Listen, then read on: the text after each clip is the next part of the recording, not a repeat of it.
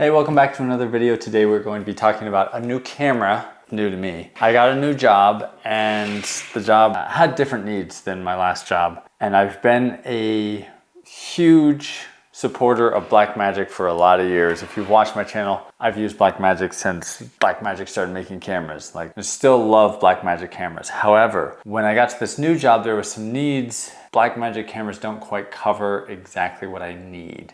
And I've had some really bad experiences with Sony in the past, so I was very hesitant to move to Sony and I was very scared. But long story short, I've actually quite enjoyed the decision. It's not my favorite, but it's also, for what I needed to do, this is the camera that I needed, and it was actually the right choice.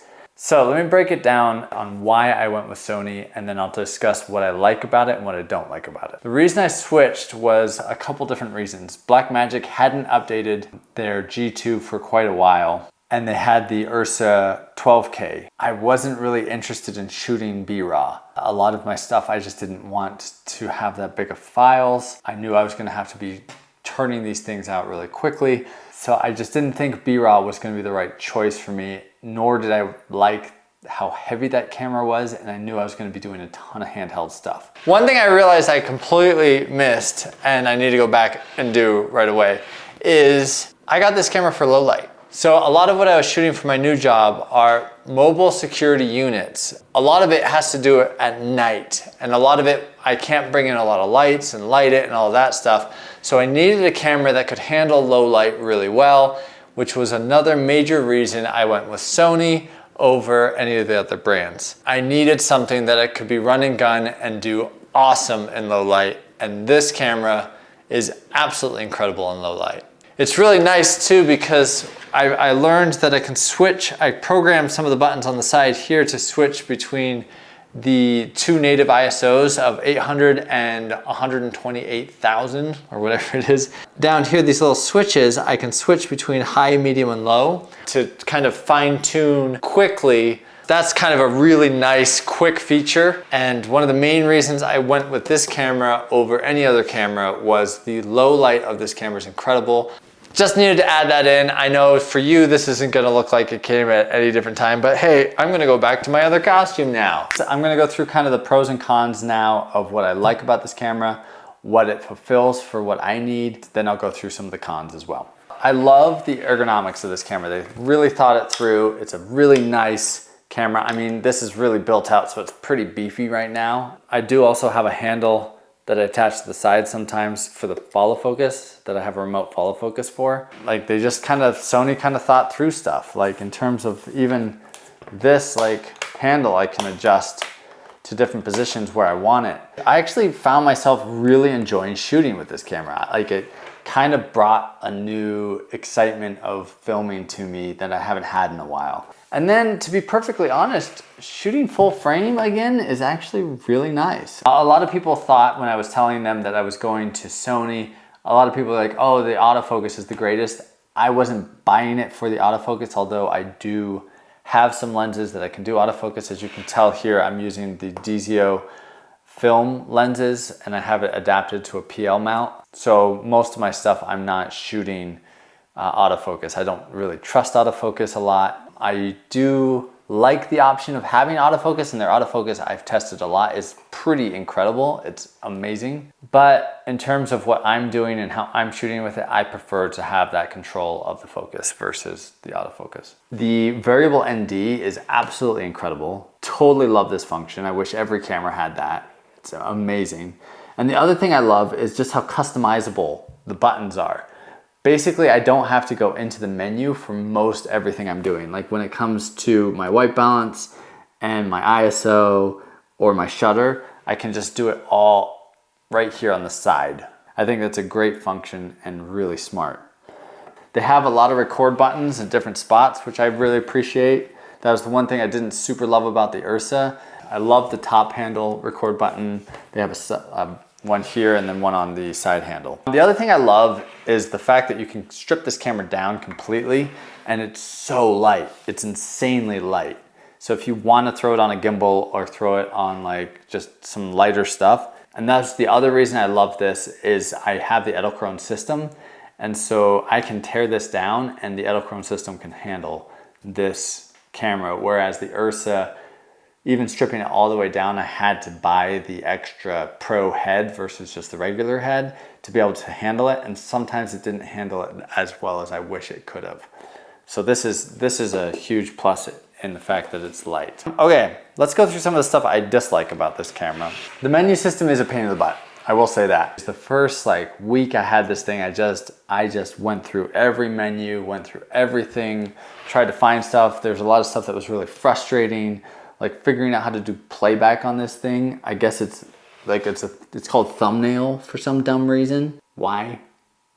The other thing is they expect you to use their screen, which is a touch screen, in order to do some of the functions, but I hated that screen so much. It was a piece of garbage. You couldn't see it in light.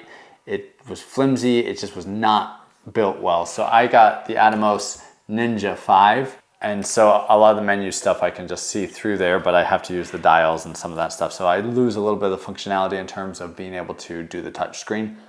If I didn't own this camera and I had to get it and try and figure everything out on the day of, it would just be the worst. It'd be awful. Like Blackmagic in terms of like picking up the camera and getting it running right away. The menu system is very intuitive. This menu system is not. However, if you own the camera and you can customize all the buttons, this thing is the best to work with. It's absolutely amazing you don't even have to jump into the menu at all. I hate working with MXFs in post, so that's super frustrating, but I just converted it all to ProRes. With the Atomos 5, I can record directly to the drive here for ProRes. I actually use it more for proxies than I do editing. I shoot mainly the MXF. I know this is gonna sound weird, but because I could just record it here, but I like having the backup. So I always record here and here, so I have both. This is typically ProRes LT, and then I take the MXFs and I convert them into ProRes HQ files. I know I could just record directly to here, HQ. Don't ask me why I'm doing it that way. I just am. And then sometimes if I need to set it directly to the editor, I just send the MXFs files if I'm not editing it myself, which I prefer not to at all, so that's that. I decided not to go with Sony batteries because I have a lot of other gear that I'm using that I would prefer to use gold mount batteries. So I got the Tilde adapter, the full Tilde kit for it that can take the gold mount batteries and power the camera just fine and lasts forever. Like that's the one thing I'll say is like the Ursa Mini like chewed through batteries so fast. This camera, it lasts forever on one.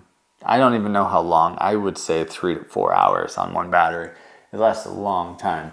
And so with 4 batteries, I'm lasting all day just fine, even with running 2 cameras and a wireless. Atomos and the wireless system here are all powered off of the one battery, which was another reason I wanted to do the V-mount battery, was to be able to have the D-tap to be able to power all of my accessories off of it, versus when you just have the Sony battery, you're kind of stuck with, powering them individually with their own batteries and stuff, and I didn't want to do that. For the wireless system I did here, I did the Hollywood 4K, Mars 4K I think it's called. Yeah, it's the 4K transmitter.